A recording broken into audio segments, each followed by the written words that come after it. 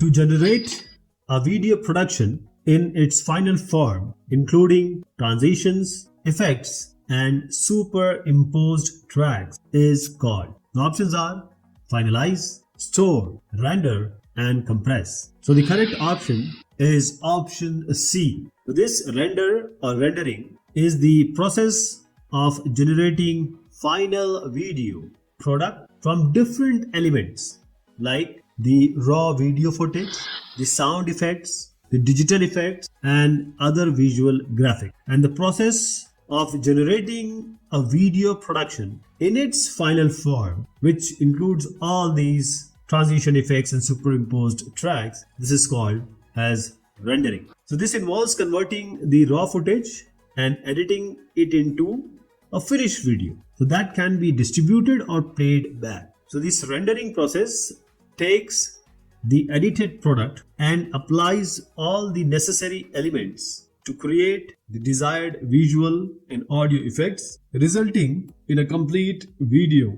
ready for distribution or viewing.